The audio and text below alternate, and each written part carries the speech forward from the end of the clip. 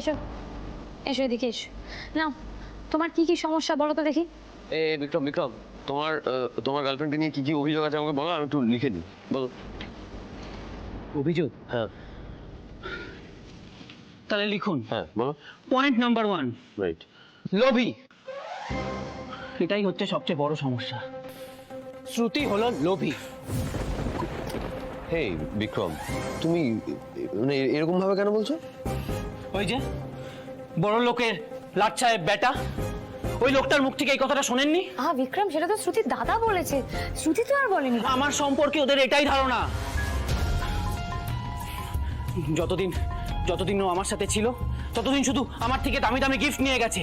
ওর দাদা আমায় চেনে না, তাই ওর লোকজনেরা আমাকে এভাবেই চেনে, শুধু দামি দামি গিফট নিয়ে গেছে। তোমারে আমার বিশ্বাস লাই, সারা দিন ফোনে পড়ে থাকো, ইতো মেয়ের সাথে কথা বলো।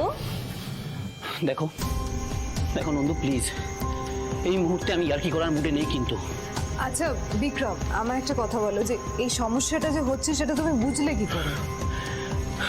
যতদিন ওকে গিফট দিতে পেরেছি ততদিন সব ঠিক ছিল। যেই কিছু মিস করে গেছি, ঠিক সেই দিন থেকে ও রাগটা দেখিয়ে দিয়েছে। কিন্তু বিশ্বাস করুন ডক্টর লাহিড়ী, আমি ওকে ভালোবেসেছিলাম। আমি ওকে কোনো মিথ্যা স্বপ্ন দেখাইনি।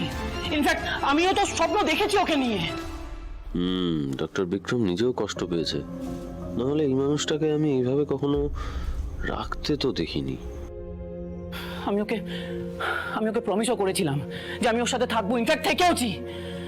কিন্তু লাস্টে আর পারিনি, একটাই কারণে। সেই কারণটা হচ্ছে ওর লোভের জন্য।